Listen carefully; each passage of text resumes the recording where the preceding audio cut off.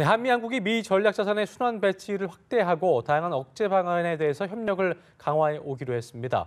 이에 북한의 무모한 도발을 막을 수 있을지 주목되는데요. 네, 문성무 국가전략연구원 통일전략센터장과 함께 관련 내용 자세히 짚어보도록 하겠습니다. 네, 어서 오십시오. 어서 오세요. 안녕하십니까?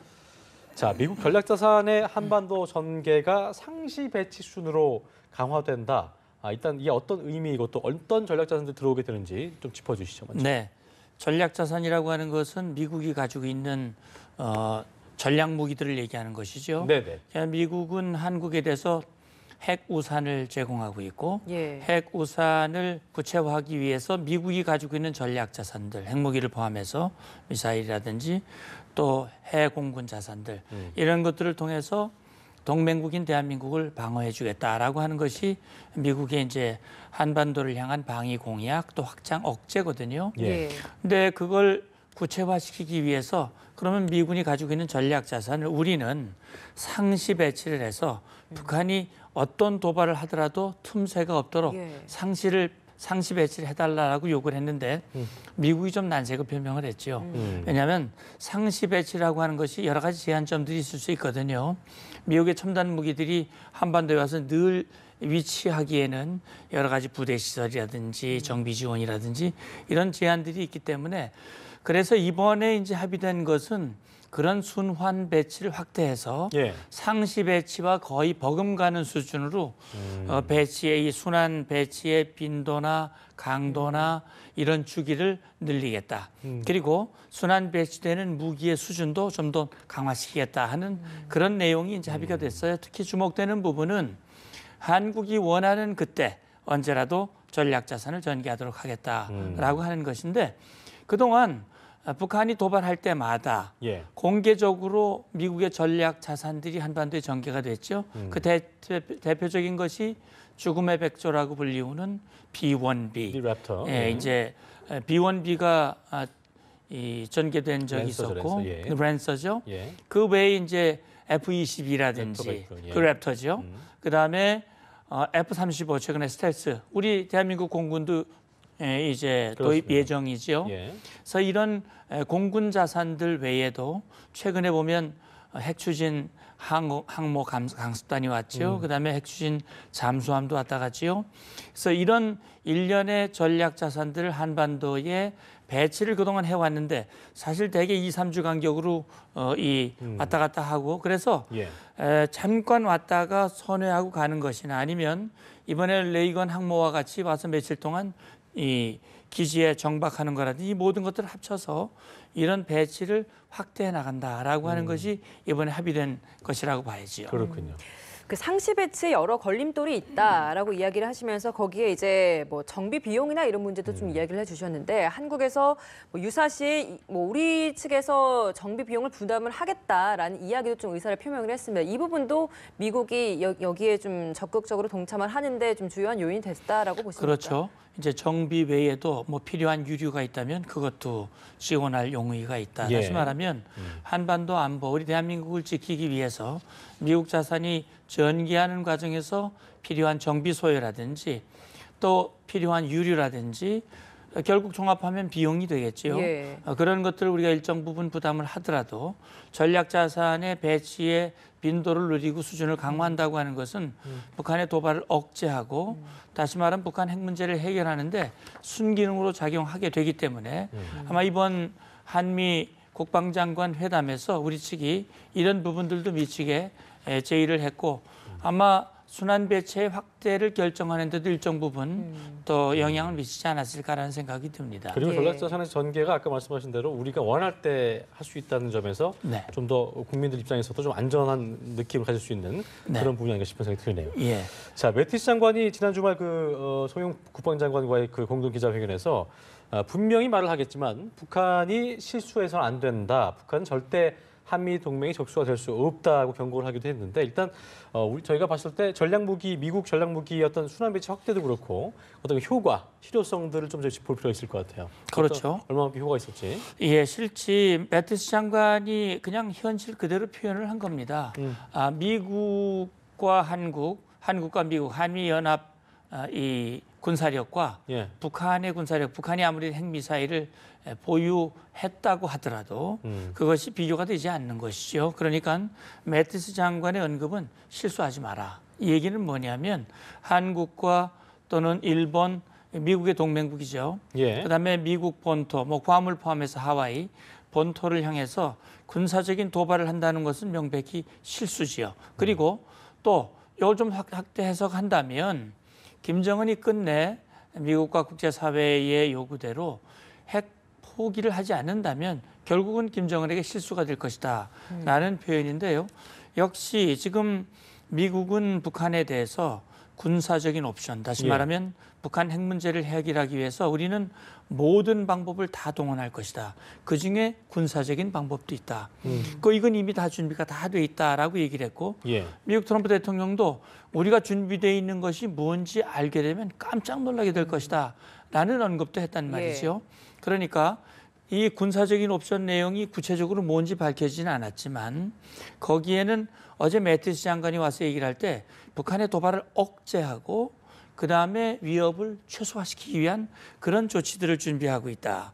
이런 얘기를 했는데 결국은 그렇다면 전략자산의 순환 배치를 확대한다든지 그걸 강화한다든지 하는 것들도 역시 그 일환의 그 연장선이라고 볼 수 있고 북한이 지난 9월 15일 화성 12형을 일본 열도 상공을 넘어서 실거리 사격을 했습니다. 벌써 한 달여가 지났지요. 지금까지 조용한데 물론 이렇게 북한이 좀 잠잠한 그런 모습을 보이는 것이 어떤 이유냐 우리가 정확한 이유를 단정할 수는 없으나 미국의 전략자산의 순환 배치를 확대하고 이런 군사적 대비를 강화하고 있다고 하는 것을 명확히 표현해 주는 것 이런 것들도 일정 부분 영향을 미치고 있다라고 볼 수 있겠죠. 네, 이렇게 한미 동맹은 점점 강화되고 또 대북 체제도 공고화되고 있는 이 와중에 북한은 추가 도발 대신에 오히려 요즘은 좀 민생 행보를 좀 대내외적으로 많이 홍보를 하고 있는 것 같습니다. 이 의도도 좀 저희가 좀 짚어봐야 될 것 같거든요. 이제 두 가지 측면에서 봐야 될 것 같아요. 대내적인 측면과 대외적인 측면인데 대내적으로 보면 북한이 그동안 여러 차례 내부적으로도 주민을 결속하면서 그런 얘기를 하고 있죠. 얼마 전에 조선노동당 전원회의를 했고 거기서 인사개편을 했는데 김정은이 직접 연설한 내용을 보면 국제사회가 북한을 압살하기 위한 제재를 하고 있다. 따라서 이 제재가 물거품이 되도록 해야 한다. 그 물거품이 되게 하기 위한 방법은 자력갱생이고 그 자력갱생의 핵심은 북한의 과학기술이다. 이런 얘기를 하면서 북한 주민들에게 국제사회의 이런 제재와 압박의 강도가 높아지고 우리가 어렵더라도 이걸 이겨나가야 된다. 그리고 이걸 극복해 나가야 된다 해서 주민들의 동요를 막고 내부 결속을 위한 그런 행보. 다시 말하면 또 김정은은 그런 군사 지도자이기도 하지만은 북한 주민들의 민생을 챙겨주는 따뜻한 지도자라고 하는 의미를 내부적으로 보여주고요. 대외적으로는 국제사회가 아무리 제재와 압박을 해도 우리는 끄떡없다. 나는 이렇게 민생을 챙기고 우리는 안정적으로 내부를 다스려가고 있다라고 하는 것을 대외적으로 보임으로써 제재 무용론도 일으키고 공조의 균열도 꾀하고 아마 이런 다목적 의도가 담겨져 있는 것으로 생각이 됩니다. 결과적으로 좀 물타기를 하는 거네요. 그러니까 그렇게 봐야 되겠죠. 알겠습니다. 북한이 어쨌든 그 트럼프 대통령의 방한 전후에 그래도 이전의 행태들을 본다면 전후에서 추가 도발 가능성이 상존해 있다는 그 분석이 나오고 있는 상황이어서 혹시나 다음 도발의 시점을 굳이 저희가 좀 추측해 보자면 어느 정도 예상하고 계십니까? 그렇죠. 북한은 두 가지 측면에서 도발 필요성이 있는 거예요. 하나는 물리적으로 김정은이 얘기를 했지만 우리는 핵무력 완성의 종점에 도달했다. 우리는 갈 길을 완성될 때까지 갈 길을 가겠다라고 얘기를 했기 때문에 아직은 북한이 미국 본토를 타격하기 위한 ICBM도 완성이 된 건 아니란 말이죠. 진행 중이고 그다음에 잠수함에서 발사하는 탄도미사일도 개발 중이고 또 미사일을 고체화시키기 위한 그런 조치들도 계속 해나가고 있습니다. 따라서 그런 자기들의 어떤 핵 미사일 역량을 완성시키기 위한 추가 도발 필요가 있는 것이거든요.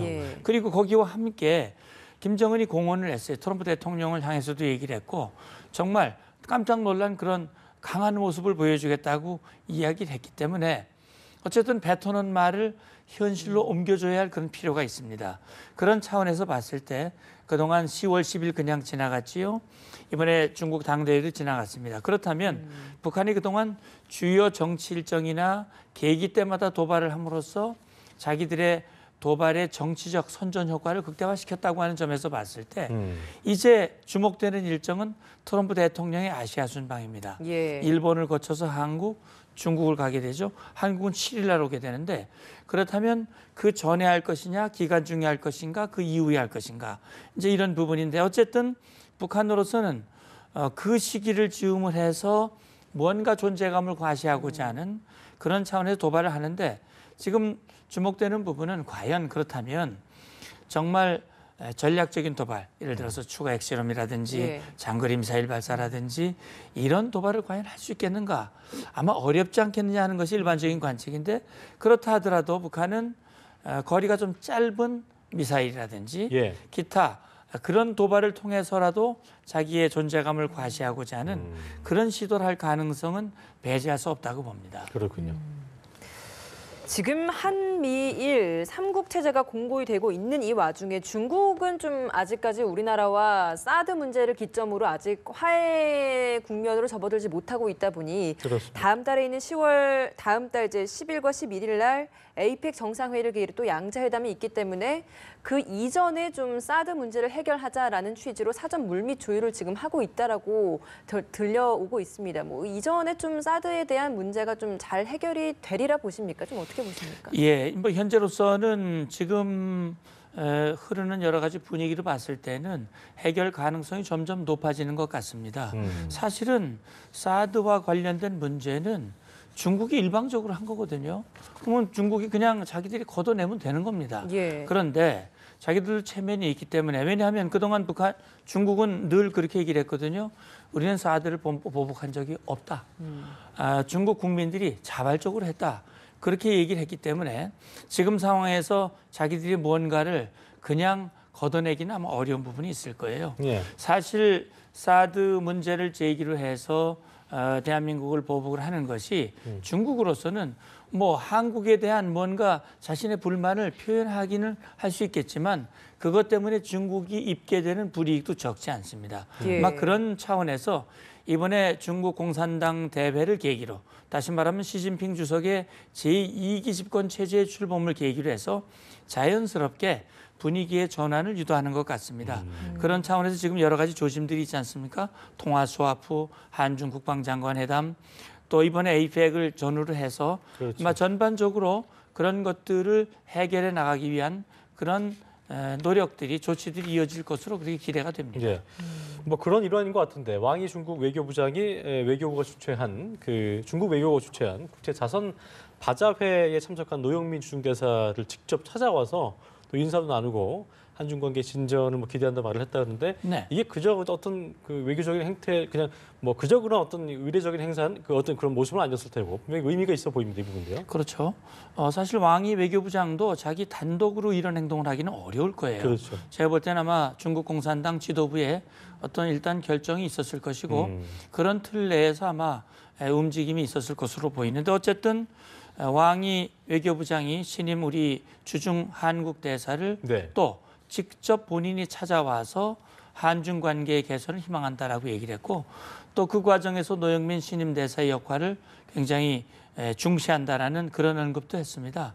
그런 걸로 봤을 때 아마도 이제 중국은 뭔가 자기들의 체면을 유지하면서 사드 문제로 인해서 지금 경색된 한중 관계를 풀고 이걸 통해서 뭔가 이제 관계를 정상화하고자 하는 예. 그런 시도가 이런 행보로 이어지고 그래요. 있는 것이 아닌가라는 그런 추정을 낳게 합니다. 네. 예, 마지막으로 좀 하나만 더 질문 드리고 끝내도록 하겠습니다. 한국과 중국 내일 중국 베이징에서 한중 육자회담 수석 대표 협의를 가질 예정이라고 하는데 그렇습니다. 한중 수석 대표 간 협의 이제 문재인 정부 들어 이번이 처음 아니겠습니까? 좀 많은 의미가 있을 것 같습니다. 맞습니다.